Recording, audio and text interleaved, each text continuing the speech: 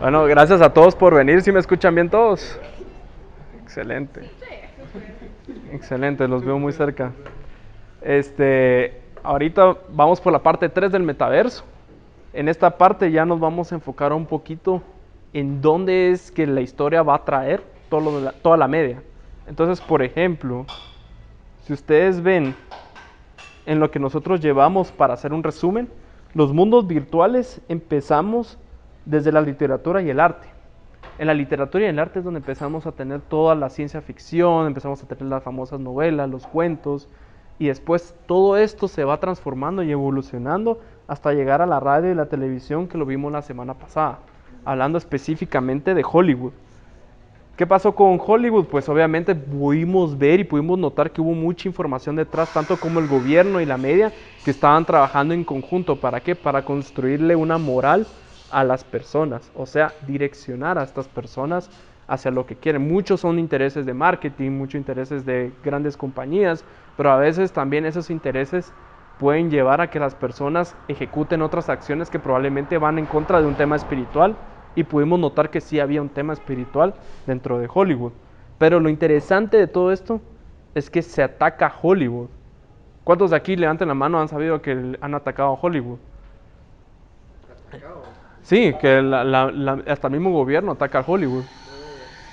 ¿Por qué? Porque han aparecido temas de pedofilia, han aparecido temas de que las personas hacen como cosas muy gruesas, como lo que sucedió con este Charles Manson, por ejemplo. No sé si sabían la historia, pero él mató a unas personas muy importantes dentro de la media. Y eso fue, les digo, hace muchísimos años, y hasta el día de hoy pues todavía hay cosas bien extrañas que suceden dentro de la farándula. Otra cosa súper importante es cómo va evolucionando esto y que nadie está hablando de eso, porque mucho tiene que ver los videojuegos y las redes sociales. Y eso es lo que vamos a platicar hoy. ¿Por qué? Porque tenemos que llegar a lo último, a la última evolución, a donde nos está tirando la media y hacia donde está yendo el metaverso. Porque todo esto es un universo virtual y solo vino empezando desde un arte, desde medios de comunicación, y ahora a través de los videojuegos. ¿Por qué? Porque ahora yo puedo interactuar con la media. Cuando antes la media solo me impulsaba a mí la información, ahora bien yo ya puedo interactuar con esta media. Pero ¿cómo funciona? Entonces vamos un poquito a la historia de los videojuegos.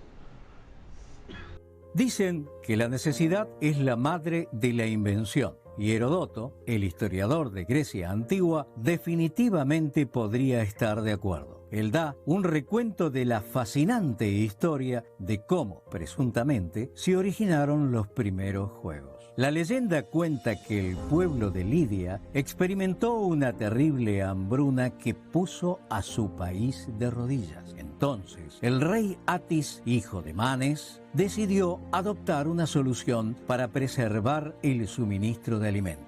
Por cada día que el pueblo tuvo la oportunidad de comer la comida que estaba racionada, al día siguiente a todos se les mandó a jugar sus juegos recién inventados, como los dados, la pelota y las tabas, para que el público esté más dispuesto a olvidar el hambre. Herodoto cuenta que las personas hicieron esto por 18 años. Desafortunadamente, a pesar de los esfuerzos para luchar contra el hambre con diversión, solo se empeoró y el reino finalmente tuvo que ser dividido. Ahora bien, aunque hoy en día muchos consideran el relato de Herodoto como una tragedia, ¿será posible que los juegos de hoy en día sean el resultado de una hambruna mucho peor?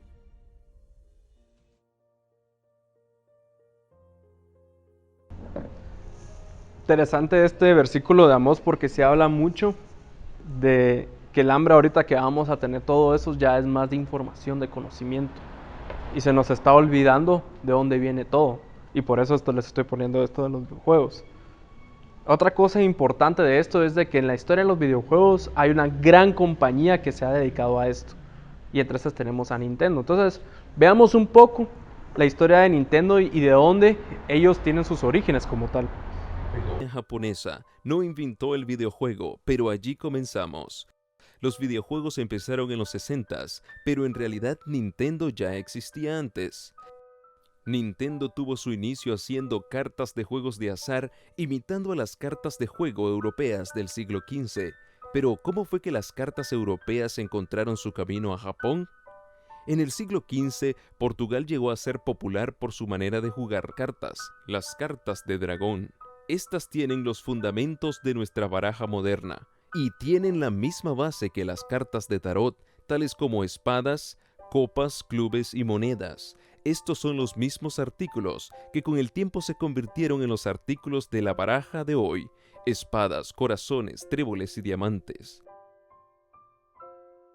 A menudo estas cartas fueron usadas para apostar. Un sacerdote portugués llamado Francisco Javier, de la Iglesia Católica, sin darse cuenta, es responsable de llevar el juego a Japón. En agosto del año 1549, Francisco Javier fue enviado como misionero a Kagoshima, Japón. Años después, Francisco llegaría a ser el cofundador de la Sociedad de Jesús, o los jesuitas. Los hombres de este barco trajeron con ellos desde Portugal sus cartas de dragón y estaban muy ansiosos a enseñarles a los japoneses no solo a jugar, sino a apostar también. El juego de apuestas difundió y el gobierno japonés prohibió el acto de apuestas privadas. Por lo tanto, la gente tuvo que cambiar sus cartas. Así que los japoneses crearon las cartas Hanafuda, cartas coloridas con diseños de flores. 340 años después, Nintendo comenzó a producir en gran cantidad estas mismas cartas, cual fue el sostén principal de ingreso de Nintendo durante casi 100 años. Nintendo le debe su negocio a Francisco Javier, la misma persona que sugirió la Inquisición. Si este sacerdote jesuita no hubiera traído las cartas de juego a Japón, Nintendo nunca hubiera existido. El 23 de septiembre de 1889, Fusajiro Yamauchi fundó una pequeña compañía llamada Nintendo Kopai, o el juego de Nintendo de cartas. Nintendo en japonés quiere decir viene del cielo. El primer ejemplar de Nintendo fue las tarjetas de Hanafuda, hechas a mano, pero con el tiempo el negocio se expandió, haciendo aspiradoras, un servicio de taxis, una cadena de hoteles y juguetes similares a este Examen de Amor de 1978. Pero el éxito de Nintendo comenzó cuando Shigeru Miyamoto, un ingeniero, hizo su primer videojuego para Nintendo, Donkey Kong. No solo fue Donkey Kong un gran éxito, sino que también introdujeron al mundo el primer personaje superestrella de Nintendo, Super Mario. Bueno, interesante, ¿verdad? Porque lo más interesante de todo el corazón de los videojuegos, pues viene de lo mismo, ¿verdad? De la misma rama que veníamos hablando en las series anteriores, que viene de los jesuitas. Entonces, prácticamente Nintendo le debe todo a los jesuitas debido a su gran éxito comercial de los videojuegos. Y lo más interesante de todo esto es que el nombre de las cartas al inicio eran cartas de dragón, ¿verdad? Entonces ya, si uno cree que no hay un tema espiritual metido en todo esto, involucrado en todo esto, pues la misma historia te lo corrobora, ¿no? Otra cosa importante de saber de esto es cómo empieza el éxito de Mario y por qué se inspira Miyamoto en cada uno de estos juegos que fueron un éxito. Que comenzó como un simple pasatiempo, se convirtió en una obsesión por todo el mundo. Las cartas Hanafudas hechas a mano por Nintendo tienen su origen en las cartas del dragón de Portugal, que son similares a las cartas de tarot, llamadas también como la Biblia del Diablo o libro de figuras del diablo, y son comunes entre los ocultistas y espiritistas. Las cartas de tarot son famosas para el uso de la adivinación. El uso del juego moderno de las barajas tiene su origen en las cartas de tarot. Como se dijo antes, la baraja común tiene 4 artículos: espadas, corazones, diamantes y tréboles. Estos artículos son similares a los de las cartas de tarot. Copas, varas mágicas, pentáculos y espadas, que también son una forma modificada de los artículos que se encuentran en las cartas de dragón. Aunque la baraja ha sido aceptada como un juego inocente, puede ser usada como instrumento de adivinación, como se ve en esta pintura titulada El adivinador de la fortuna. Y no solo las cartas modernas son usadas para la adivinación. Incluso las cartas que hace Nintendo, las cartas Hanafuda, también pueden ser usadas para la adivinación. Estas cartas me las regaló mi primo. Son de Corea, aunque sus orígenes son japoneses. Estas cartas pequeñas vienen en una caja dura. Están hechas de plástico duro que son muy diferentes para mí comparadas a las de tarot, que típicamente son de papel. Así que las cartas Hanafuda son popularmente usadas como juegos de apuestas, pero también pueden ser utilizadas para la adivinación o para decir la fortuna.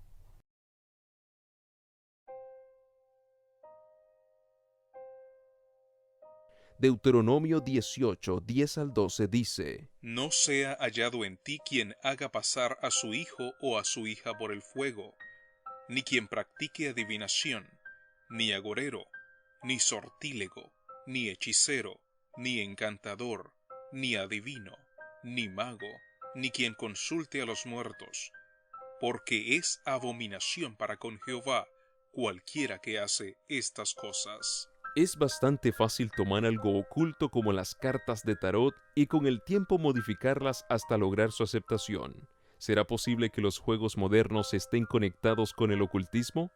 Fue muy fácil que las cartas de tarot entren en nuestros hogares, y no debe sorprendernos si lo mismo sucede con los videojuegos. En nuestro tiempo, la historia se repite. La Biblia dice, lo que ya ha acontecido volverá a acontecer, lo que ya se ha hecho se volverá a hacer, y no hay nada nuevo bajo el sol. Por lo tanto, no debe sorprendernos, pues lo mismo que sucedió en el pasado se repetirá también en el futuro.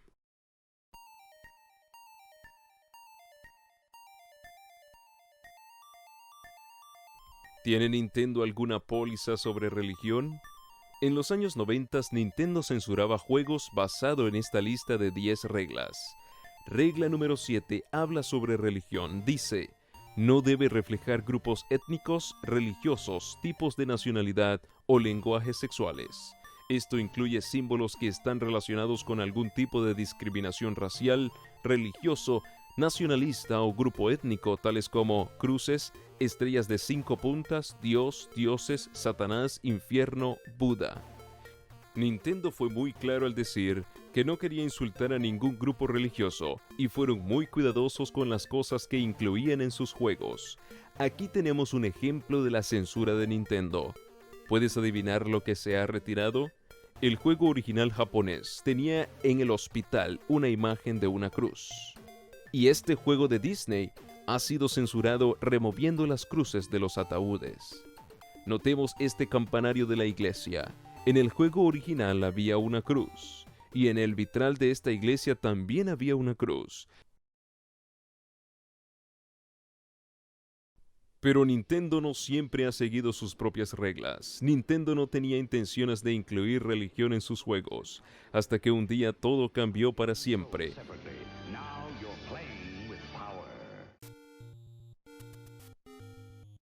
En 1986, Nintendo dio a conocer La Leyenda de Zelda. Tengamos en cuenta que el personaje principal tiene una cruz en su escudo, similar a la de un cruzado medievo. ¿Por qué no está censurada esta cruz? Tal vez Nintendo no tenía miedo del contenido religioso. Aún hay más. Notemos que entre el botín del héroe hay un libro amarillo. ¿Qué es este libro? El manual de instrucciones del juego dice lo siguiente. Esta es la vara que usaba Wizrobe. Sácala y haz hechizos mágicos. Además, si Link recoge el libro mágico y aprende nuevos hechizos, él puede decir algunos hechizos y echar llamas. En español este libro se titula Libro Mágico, pero en japonés el título original era La Biblia. ¿Podría la leyenda de Zelda estar intentando sutilmente reducir la Biblia a un libro oculto de magia? La declaración oficial de Nintendo es que la leyenda de Zelda se basa en la fantasía y que todos los símbolos religiosos contenidos en el juego no tienen ninguna base en la realidad. Pero si eso es cierto, ¿por qué esta ilustración oficial de Nintendo presenta al personaje principal orando ante Jesucristo en una cruz? Nintendo es una de las compañías de videojuegos más influyentes en el mundo. Aunque existen otras empresas como Sony y Microsoft, Estas compañías iniciaron copiando los éxitos de Nintendo. Estos juegos tienen una gran influencia en la persona que los juega, y es por eso importante disponer de información interna de la inspiración detrás de los videojuegos. Nintendo casi nunca habla sobre las inspiraciones de sus juegos, pero en una entrevista con Nintendo en su propio sitio Wii.com, Shigeru Miyamoto decide explicar el origen de la franquicia de Super Mario Bros. Después de haber analizado exactamente lo que hizo que la gente quiera jugar una vez más, busqué la idea de 5 juegos. Para este momento, Nintendo tenía la licencia de Popeye. Pregunté si podía hacer un juego sobre Popeye. El concepto básico de Popeye es que cuando come la espinaca le ayuda a ser el héroe. Es idéntico con Pac-Man. Básicamente, Mario es un sustituto de Popeye. Mario estaba destinado a ser Popeye en un momento dado, pero simplemente no sucedió por alguna razón. Mario es una combinación de Popeye y Pac-Man, pero en otra forma. Esta gráfica debe ilustrarlo con más claridad. En cada una de estas 3 historias hay un héroe, un personaje femenino principal y una arma utilizada por el héroe para destruir al enemigo. Popeye salva a Olivia con espinacas de Bluto. Estas espinacas dan a Popeye poder para ser un superhumano, un poder como si fuera Dios. De hecho, parece que no hay nada imposible que Popeye no pueda hacer cuando come espinacas. Pac-Man también sigue el mismo modelo y de alguna manera al consumir las bolitas de poder recibe una fuerza semejante a Dios para derrotar los fantasmas, también un poder divino. Mario salva a la princesa con un hongo de un dragón. Ahora nota 2 cosas. Primero, todas estas armas dan al héroe habilidades superhumanas o la habilidad de ser como Dios. Y segundo, estas armas son elementos que el héroe debe poner dentro de sí. En este caso, las armas son alimentos. Esta comida te convierte en un dios. ¿Pero acaso no dice la Biblia acerca de una serpiente que dijo que si alguno comiere un pedazo de fruta, sería como Dios? Eso fue exactamente lo que sucedió. En Génesis, la serpiente dijo a Eva que si comía del fruto del árbol del bien y del mal, llegaría a ser como Dios. Debido a que Eva dudó de Dios, la humanidad fue separada de su hogar en el Edén y de la presencia directa de Dios. Al ser engañados, la maldad entró a este mundo. Todo porque la serpiente convenció a Eva de comer un pedazo de fruta para transformarse en un dios. Por eso estas historias enseñan que es bueno comer una fruta con el propósito de ser como Dios. De igual manera, el gnosticismo enseña lo mismo. La serpiente nos salvó de Dios con una manzana. Nintendo es mejor conocido por sus 3 mayores franquicias: Super Mario Bros., un juego en un mundo de fantasía; La Leyenda de Zelda, un juego medievo con espadas y brujería; y Metroid, un juego en un mundo de ciencia ficción. Cabe resaltar, me encanta el mapa comparativo porque a veces uno no entiende dónde son las bases de un montón de videojuegos. Dirían, ¿quién se fumó que un plomero llegue a rescatar a una princesa y se coma un honguito, verdad? O sea, suena más como un drogadicto, ¿no? Popeye y su espinaca, que pareciera más marihuana, pues, porque le da superpoderes. Pac-Man y su pastillita chiquita. Y tenemos también a Mario con hongos, ¿verdad? Entonces, al final, tiene siempre tiene varios sentidos y varias formas de comunicar, y estos juegos son para niños. O sea, esto no es algo para adultos. Y se repite y mantiene el paralelismo con temas bíblicos. Entonces, si hay gente que cree que Dios no existe, entonces, ¿por qué la media sigue impulsando esto y lo impulsa poniendo una serpiente como el héroe, como bien se mencionó en el cuadro comparativo? Hablemos solo de uno de los principales ejemplos. Estaban los 3, pero no me iba a dar tiempo de explicarles los 3. Pero les voy a hablar de La Leyenda de Zelda, que es el que más tiene símbolos ocultistas que utilizó Miyamoto en este videojuego para Nintendo. El juego que vamos a evaluar es La Leyenda de Zelda, que contiene aún cosas más profundas. Todo comienza con este símbolo. Estos 3 triángulos se refieren a las 3 balanzas del dragón y son el escudo de la familia del clan Oyo del antiguo Japón. El símbolo de esta familia es muy famosa y se puede encontrar por todo Japón. Están en altares y en señales de tráfico. También es fácilmente reconocible para muchos nativos de Japón. Este símbolo se usa en la leyenda de Zelda, donde su nombre ha sido cambiado a la Trifuerza. Al discutir el origen del nombre Zelda, Miyamoto dijo: Zelda era el nombre de la esposa del famoso novelista Scott Fitzgerald. Era una mujer famosa y hermosa y me gustó el sonido de su nombre. Así que me tomé la libertad de usar su nombre para el primer título de Zelda. La historia real de la vida de Zelda fue de sueños destrozados y tragedia. La señora Fitzgerald murió de una muerte trágica en 1948 cuando el hospital donde fue admitida se incendió.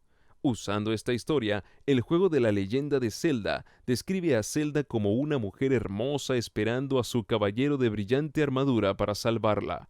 Aparte de las referencias seculares, la leyenda de Zelda también está llena de sintoísmos, tanto así que es necesario enseñar los fundamentos básicos del sintoísmo para poder entender. Pero, ¿qué es lo básico? Shinto es la religión nativa de Japón. Sintoísmo en muchos sentidos puede ser visto como una encarnación de la cultura japonesa en una serie de creencias. Una de estas creencias se encuentra en una variedad de dioses o espíritus que habitan el mundo natural llamado kami. Las fuerzas naturales como el viento, el fuego, objetos y lugares en la naturaleza e incluso personas de gran respeto, todo puede ser llamado kami. Varios registros de Japón provienen del Kojiki y el Nihon Shoki. En ellos, la mitología, la historia y los orígenes de las islas japonesas se exponen. Antes de que los cielos y la tierra comenzaran a existir, todo era un caos, sin límites y sin forma. Eón siguió eón. Entonces, de esta luz sin límites, sin forma, algo masivo y transparente se levantaron y formaron el cielo. Esta fue la llanura alta del cielo en que se materializó 3 seres divinos llamados las 3 deidades de la creación. Muchos dioses nacieron así de forma sucesiva y por lo que aumentaron en número, pero siempre y cuando el mundo se mantenía en un estado caótico, no había nada que hacer para ellos. Amaterasu, la diosa del sol, es quizá la más importante. Amaterasu era la abuela del primer emperador, Jimmu. La familia de Amaterasu fue la primera familia imperial que recibió la regalía imperial de Japón. Los 3 tesoros sagrados de Japón consisten en la espada Kusanagi, el espejo Yatano Kagami y la joya Yasakani no Magatama. La regalía representan las 3 virtudes principales: valor, la espada, sabiduría, el espejo, y la generosidad, la joya. Por lo tanto, el sintoísmo enseña que los 3 dioses llamados kami fueron responsables por la creación del mundo y que hay 3 reliquias. Primero, una espada sagrada representando la virtud del poder. Segundo, un espejo sagrado representando la virtud de la sabiduría. Y tercero, una joya curva representando la benevolencia. El gobernante de Japón necesitaba las 3 reliquias para el emperador. De igual manera, la religión de ficción dentro de la leyenda de Zelda enseña que el mundo fue creado por las 3 diosas doradas. La leyenda de Zelda tiene 3 virtudes atribuidas a estos 3 triángulos de oro, los mismos del sintoísmo: poder, sabiduría y valor. Estas 3 virtudes, si puedes obtenerlos, te permitirá gobernar el mundo. Así como en el sintoísmo, tener estas 3 virtudes te permite ser emperador. Y así como el sintoísmo tiene 3 reliquias o regalías, la leyenda de Zelda tiene las mismas 3 reliquias y el objetivo del juego es recolectar todas. Primero, la espada maestra, es una espada sagrada. Segundo, el espejo escudo, un espejo sagrado, y luego hay muchas joyas curvas que se pueden recoger durante el juego. La historia lleva al jugador de un templo a otro, cada templo conteniendo un semidios que debe ser derrotado. El objetivo del juego es obtener el poder de los dioses y utilizarlo para derrotar al enemigo. ¿Notaste el símbolo en el escudo espejo? Es una luna creciente y una estrella, símbolo del Islam. Se encuentra en varios lugares en la leyenda de Zelda. ¿Podría ser que la leyenda de Zelda sutilmente pone temas subliminales musulmanes en sus juegos? No es sorpresa, porque sí lo han hecho. Nintendo fue tan lejos como para incluir una oración subliminal musulmana en medio de su juego.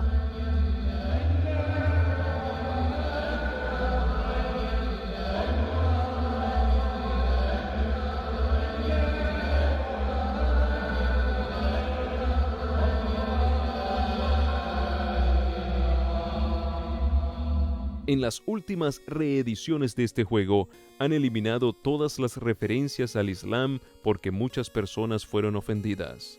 Esta oración musulmana es Allah Akbar, a veces llamada el Takbir, que se traduce Dios es grandioso. Al buscar el significado de esto se encuentra en los sitios de internet de musulmanes que creen que la grandeza de Dios es una de las razones por qué no creen que Jesús murió en la cruz. Pero no termina ahí. La leyenda de Zelda ha ido tan lejos como para incluir caricaturas de sacrificios humanos en sus juegos. Recuerda, se supone que es un juego para niños. ¿Por qué será que Nintendo se siente tan obligado que el jugador cometa idolatría? Y no seáis idólatras, como algunos de ellos, según está escrito. Se sentó el pueblo a comer y a beber, y se levantó a jugar. El videojuego puede ser idolatría. Parece que cada uno de estos juegos ofrece un héroe que nos distrae del Dios verdadero. Bueno, entonces aquí es donde se pone todavía más profundo, porque prácticamente la leyenda de Zelda combinaba un montón de religiones dentro del juego. Vieron que estaba hincado supuestamente rezándole a un Jesucristo, también tenía el sintoísmo y también tenía el Islam. O sea, está generando un ecumenismo dentro del mismo videojuego, y también hay sacrificios humanos. Entonces también estaba mezclando satanismo dentro de este videojuego. Pero después dicen que los videojuegos son inocentes y no contienen espiritismo, cuando realmente está repleto de espiritismo todo el videojuego. Entonces, y a este punto es donde nos quieren llevar, porque ¿a dónde nos quiere llevar esto? Porque al principio los videojuegos era single player o solo un jugador, y luego tenemos de múltiples jugadores.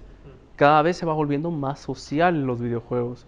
En el momento en que resurge el internet para poder compartir con otras personas, nace el famoso MMORPG, o conocido en español, juego de rol en línea masivamente multijugador. Estos son juegos que servían para que yo a través del internet me metía dentro de un mundo, y ese mundo yo podía convivir con otras personas, con mi jugador, que mi jugador es un avatar que me permite tener destrezas y fuerzas, así lo mismo que Zelda, pero yo ya podía incluirle más cosas todavía y compartir con otros jugadores a un nivel en el que se volvió tan adictivo que eso llegó a realmente ser muy perjudicial para muchos jóvenes. Y esto nació en el 2004, y uno de los mejores ejemplos es World of Warcraft, que les traigo acá. Que para esa generación de jóvenes que son de los videojuegos, este sea el vehículo más potente para llegar a sus corazones y mentes que haya sido inventado en nuestra época. Esta sí que es una declaración muy interesante, porque solemos pensar en los videojuegos como un medio mediante el cual el usuario manipula al mundo virtual. Pero lo que acabo de decir implica que los videojuegos son el medio más poderoso para manipular al usuario. ¿Podría esto ser realmente cierto? Ya hemos visto a los religiosos involucrados en la creación de nuevos videojuegos.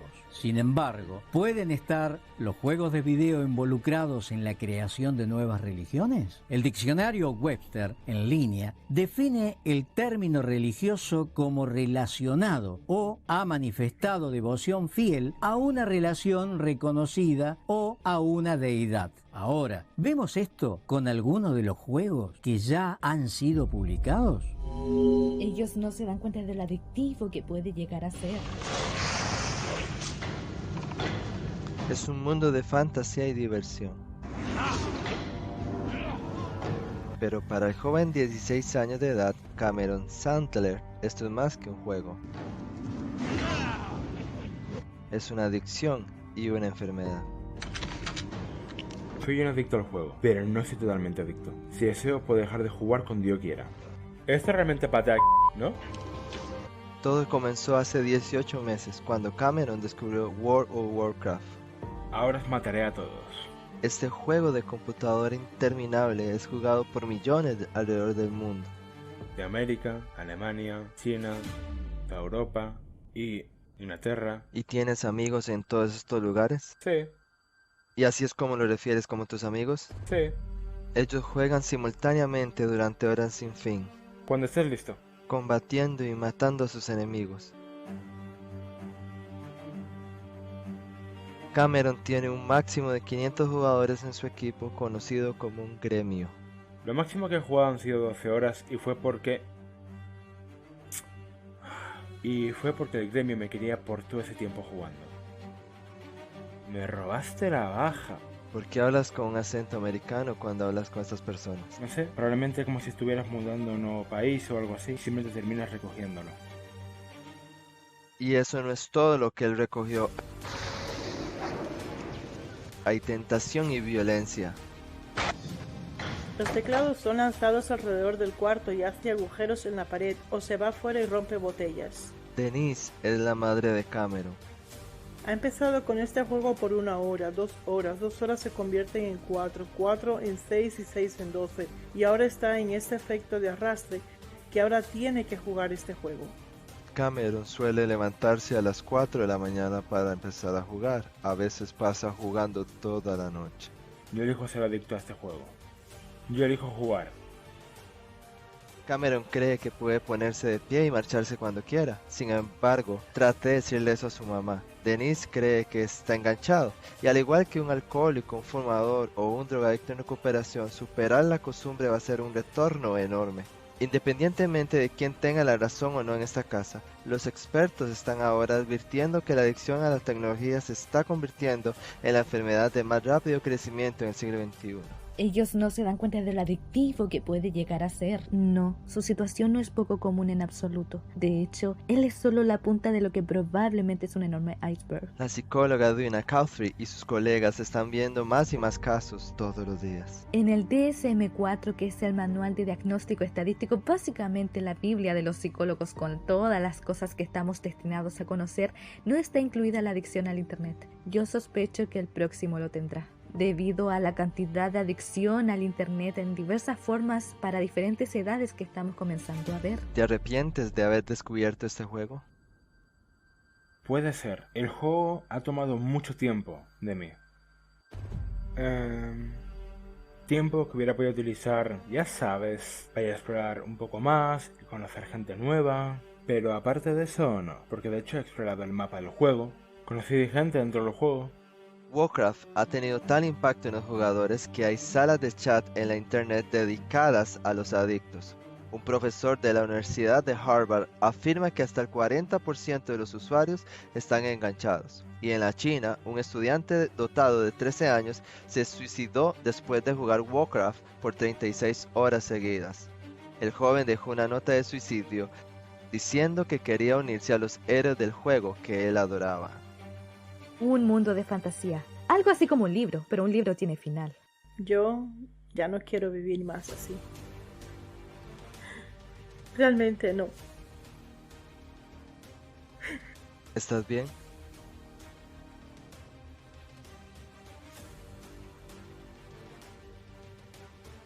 ¿Cree usted que a la gente le cuesta creer en el impacto? Creo que sí. Yo nunca pensé que un juego podía ser tan adictivo, hasta el punto de cambiar la personalidad.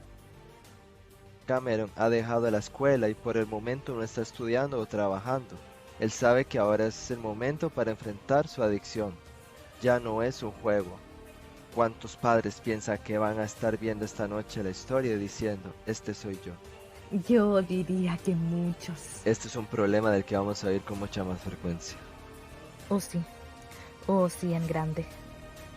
Ahora, lo que es extremadamente fascinante acerca del juego World of Warcraft en particular es el hecho de que tiene todos los detalles de una iglesia de hoy en día. En la iglesia se nos presenta a un universo luchando entre el bien y el mal que la mayoría de las personas no conocen. Así también sucede en World of Warcraft. En la iglesia uno acepta seguir un código de conducta nueva cuando se une. También lo hace en World of Warcraft. En la iglesia sus actos edifican su carácter para el futuro, al igual que lo hacen en el World of Warcraft. En la iglesia se aprende a hacer tesoros en un lugar invisible. Lo mismo sucede en World of Warcraft. En la iglesia recibe nombres que las personas no le llaman en otra parte. Igual ocurre en World of Warcraft. En la iglesia se espera su constante apoyo financiero. Así también sucede en World of Warcraft. En la iglesia siempre hay bodas. Eso mismo sucede en World of Warcraft. Y en la iglesia uno pasa en promedio alrededor de un día por semana. Igual lo hacen en World of Warcraft. Y solamente las analogías terminarán allí. Sería suficiente, pero por la mayoría de causas por las cuales muchas personas luchan. También encontrará a aquellos que piensan que vale la pena morir como mártires. Hasta la fecha han habido 10 muertes diferentes relacionadas con World of Warcraft. Ahora usted inteligentemente podría preguntarse, ¿por qué ocurre esto? ¿Está sugiriendo que los fabricantes de World of Warcraft están tratando de crear una nueva religión? Algo que nosotros no podemos concluir, pero la palabra de Dios, de hecho, nos advierte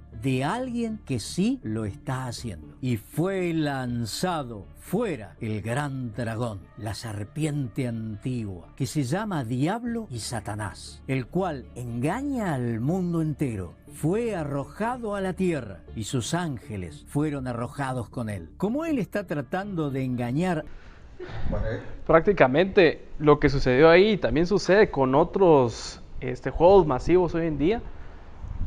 World of Warcraft fue desde el año 2004 hasta el 2016. Después salió Fortnite, no sé cuántos de ustedes conocieron Fortnite. La misma causa. Y también tenemos la causa de Pokémon Go, que estos lo llevaron a otro nivel todavía.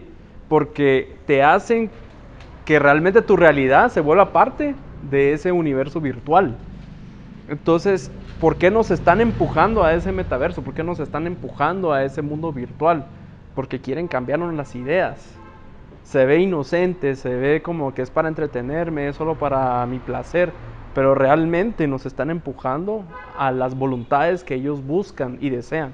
Como bien mencionó ahí, el usuario no tiene el poder.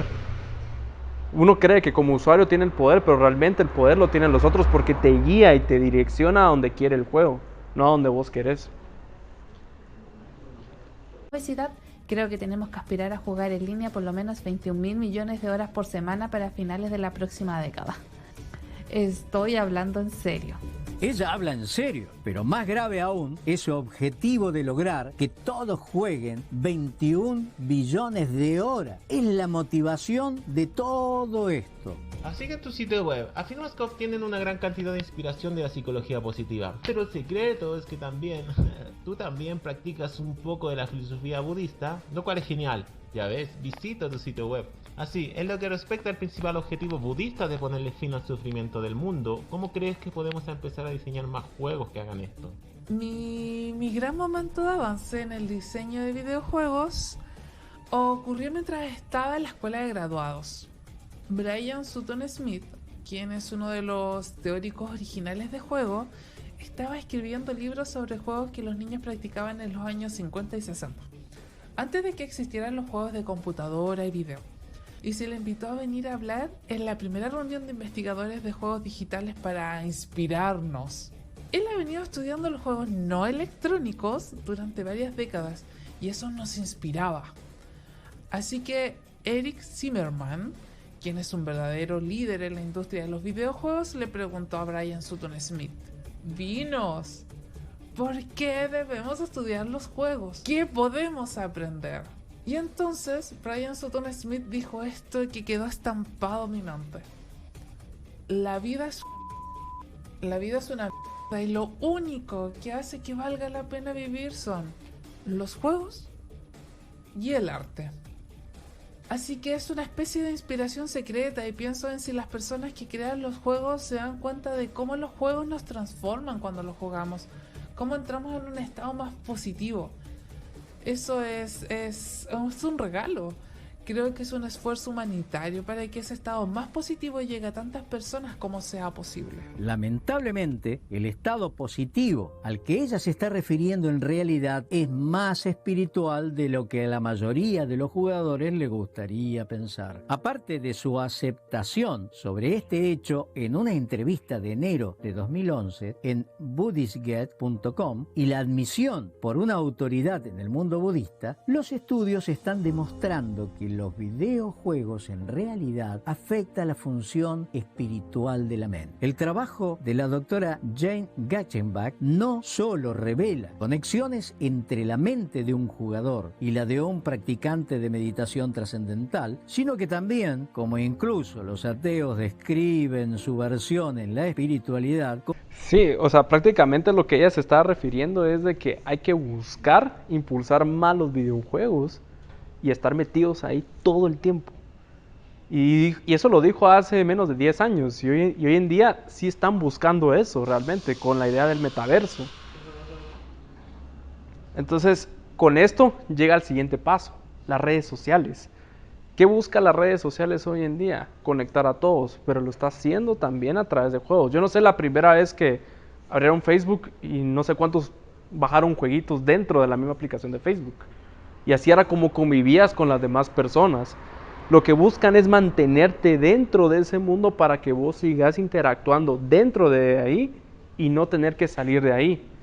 Entonces ya va evolucionando la parte de los videojuegos desde un inicio hasta llegar al punto de estar interconectados dentro de las redes sociales.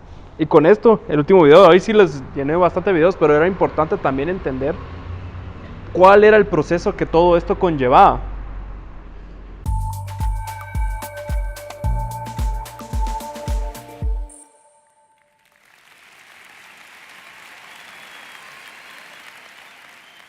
Hace un tiempo estaba en un bar. En otra mesa había una mujer con su hijo de unos 5 años. Ella estaba completamente capturada por su celular. Y mientras el nene la miraba, tal vez otro chico hubiera hecho lío para tratar de llamar su atención, pero este nene no. Esperó un buen rato. Finalmente se paró de su silla, fue detrás de su mamá y empezó a acariciarle el pelo. Intentó convocarla con caricias durante varios minutos y ella en ningún momento se dio cuenta de lo que estaba pasando. Me invadió la pregunta: ¿cuántas veces habría estado yo en la misma situación sin siquiera darme cuenta? ¿Qué nos está pasando? ¿Por qué vivimos obsesionados por nuestras pantallas? Hoy desbloqueamos el celular 150 veces al día. Esto es una vez cada 6 minutos durante el tiempo que pasamos despiertos. Decidí investigar sobre el tema y llegué a una conclusión que me impactó. Lo que nos está pasando con la tecnología no es casualidad. La Universidad de Stanford está ubicada en el corazón de Silicon Valley, la cuna de las mayores compañías tecnológicas del mundo. Ahí tiene su sede el Laboratorio de Tecnología Persuasiva, donde investigadores brillantes trabajan, de acuerdo a sus propias palabras, para ver cómo usar las páginas web y las aplicaciones móviles que utilizamos para manipular lo que pensamos y lo que hacemos. Intentar persuadir a los demás es tan viejo como el mundo, pero los dispositivos digitales y el enorme volumen de información personal acumulado acerca de nosotros a partir de nuestra actividad online, están creando una vía nueva de manipular nuestros pensamientos y acciones, aprovechando las vulnerabilidades de la mente detectadas por la economía del comportamiento, la psicología y la neurociencia. Los ejemplos abundan. En la escala social, los intentos por manipular elecciones, la proliferación de noticias falsas, el agrandamiento de todas las grietas. En la órbita personal, padres que no vemos a nuestros hijos y al revés. Reuniones donde cada uno está más preocupado por lo que pasa en su pantalla que por lo que pasa a su alrededor. Una dificultad cada vez más grande para concentrarnos. Este fenómeno empezó con la expectativa inicial de que todo en Internet tenía que ser gratuito. Un grupo de compañías tuvo que encontrar la manera de ganar dinero sin cobrarle a los usuarios. Lo primero que hicieron fue poner publicidad y empezar a cobrarle a los anunciantes. Después vino empezar a recopilar este montón de datos personales para ultrasegmentar el mensaje que nos dan a cada uno. Finalmente, para aumentar sus ganancias, cada compañía necesitó que pasáramos más y más tiempo en su plataforma. Así nació el hackeo de nuestra atención. Cuando el producto que las empresas venden es tu atención, todos compiten contra todos. Facebook compite contra otra red social como Twitter, pero también compite con productos muy diferentes como YouTube, Netflix o Fortnite.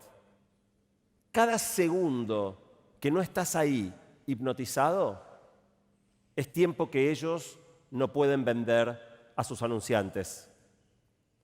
Por eso utilizan notificaciones visuales y sonoras y todo tipo de trucos para distraerte de cualquier cosa que estés haciendo, inclusive cuando estás usando las demás plataformas. El primer presidente de Facebook se convirtió hace un tiempo en un arrepentido. En una presentación contó que él y Mark Zuckerberg eran absolutamente conscientes al desarrollar la plataforma de estar explotando vulnerabilidades de nuestra mente para maximizar el efecto adictivo. Pero él no fue el único en reconocer el uso de estos mecanismos abusivos. Recientemente, el fundador de Netflix declaró que su mayor enemigo es el sueño.